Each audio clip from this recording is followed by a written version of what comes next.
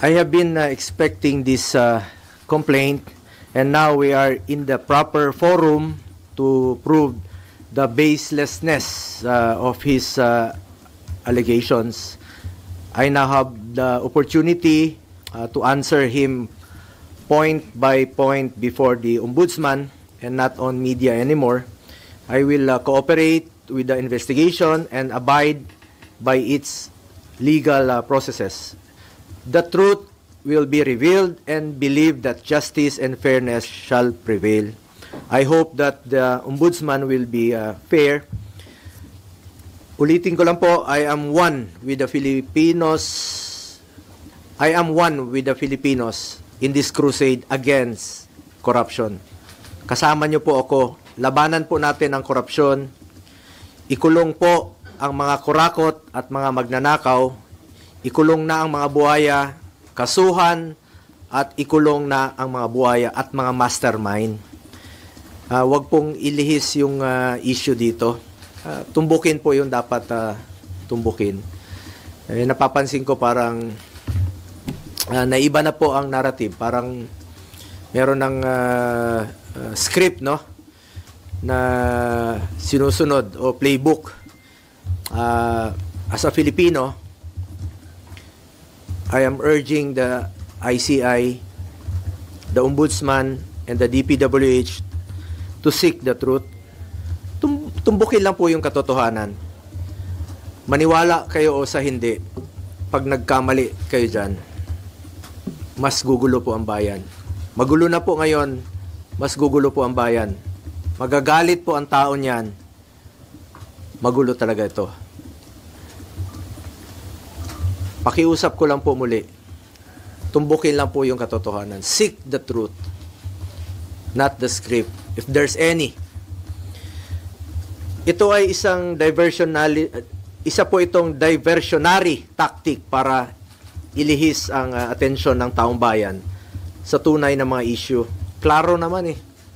Kahapon nga lang, nabanggit ni former Governor Chavit Singson, another diversionary tactic. Ang talamak po ngayon na korupsyon, talamak ang korupsyon ngayon sa kasalukuyang gobyerno. At ang dapat talagang panagutin, ang totoong issue.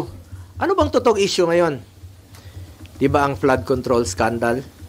Mga ghost projects, mga anomalous projects, mga substandard projects. Yun naman po ang issue ngayon eh. Huwag tayong lumihis sa katotohanan. Napapansin ko talagang merong gumugulo eh. Merong nasa likod nito na ginugulo lang po yung katotohanan. But I am one with the Filipinos in this crusade and fight against corruption. Kasama niyo po ako rito. Labanan po natin ito. Kulong po natin ang mga kurakot at mga magnanakaw. Sa kanina naman po, sa final sa amin ni dating Pangulong Duterte at sa kapamilya ko, to Trillanes, you are barking at the wrong tree. Kung seryoso ka talaga, bakit di mo kasuhan yung mga totoong mga corrupt talaga? Bakit di mo kasuhan yung mga financials mo? Yung mga contractor, alam mo yun. Alam mo yun. Kita mo na, nakailang buwan na tayo dito sa pagdidinig sa Senado. Ilang hearings na po. Lumalabas naman yung totoo, sino yung mga contractor. Yung talagang may-ari, sila mismo yung may kontrata, sila yung mismong kumikita, sila yung contractor, sila pa yung congressman, sila yung habulin mo, Trillanes. Ayaw mong habulin dahil financer mo nga. Tama yung sinabi ni Senator Bato noon na may mga financer ka. Baka nga yung ginamit mong pondong yon nanggaling pa sa flood control. Yung pag-iimbestiga mo noon kay dating Pangulong Duterte, maaaring galing pa yun sa flood control. Huwag kang magmalinis dito. Huwag mong ilihis ang totoong issue. Dito lang tayo sa katotohanan. Seek the truth, not the script, not the playbook. Nasa na yung mga dapat kasuhan sa issue ng flood control? Nasa na? Bakit walang mga pinangalanan na malalaking tao? Yung mga buhaya, ba't pilit yung pinagtatakpan? Yung totoong issue rito, flood control at ghost projects. Nasa na po? Kaya nakikiusap po ako sa ICI, sa Ombudsman, sa DPWH. Kasuhan niyo yung mga malalaking tao. Yung sangkot sa flood control. Yung sangkot dito sa mga ghost projects. Inaantay po ng tao. Pag inilihis niyo po ang katotohanan, magulo po ito. Magulo po ito. At isa po itong lumang tugtugin mula sa lumang script. Recycled na po yung mga issue. Pilit binubuhay para lang mapinturahan po ako ng maitim para siya po ang magmukhang maputi. My conscience is clear. Unlike him, panlabas o panloob, pati konsensya niya madumi. Ang layunin niya ay proteksyonan lang po ang kanyang mga financer at mga nasa likod ng black propaganda na ito. Ang dapat kasuhan ay ang mga financiers kasi sila po yung totoong mga nagnakaw. Hindi po ako magnanakaw. Hindi po ako kontraktor. Senador po ako na nagsiservisyo lang po sa ating mga kababayang Pilipino. At may delikadesa po ako. Yung prinsipyo po ko po sa buhay, yan lang po ang pwede kong pangalagaan sa ngayon. Pangalan ko po at hindi ko sasayangin yan. Kesa sayangin natin dito sa walang kwentang paninira, tatrabaho na lang po ako. Serbisyo, pagmamalasakit at sipag po ang pwede kong ialay sa ating mga kababayang Pilipino.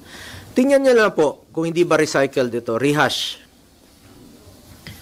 2018, September of 2018. Bago yung halalan, no? Bago pa ako nag-file. Unang tumakbo bilang senador. Nag-ingay na siya noon, siniraan na niya ako. Siya pang senador noon, no? Ako hindi pa, kandidato pa lang. Same issue. Noong 2021, akala naman niya natatakbo ako. Same issue. July of 2021. Last year, nung ako po'y patakbo muli for re-election, July 6 of 2024. Same issue. Same. Yung suot niya, ngayon, ay araw na ito. Ito, July of 2024, last year po ito. Yung suot niyang polo, pareho pa rin ng kulay, yung suot niya ngayon. Rehash pa rin, pati polo niya, rehash pa rin. Ginamit muli. Yun pa rin ang ginamit niyang paninira sa akin. Para siya ang pumuti. Nagpolo na nga siya ng puti para pumuti kunwari. Pero yung kanyang hangarin ay napaka dumi. Alam nyo, nung ako po ay nag-obserba ng delikadesa sa buhay ko, baka pamilya niya po hindi. Nabalitaan tayo noon, mismo yung tatay niya naging dealer po sa GHQ ng Armed Forces. At nabalitaan nga natin no, na kakasino rin. At may mga ghost rin na yun ang nabalitaan ko noon. So, sana naman tingnan mo ng mabuti kung sino yung walang delikadesa sa atin.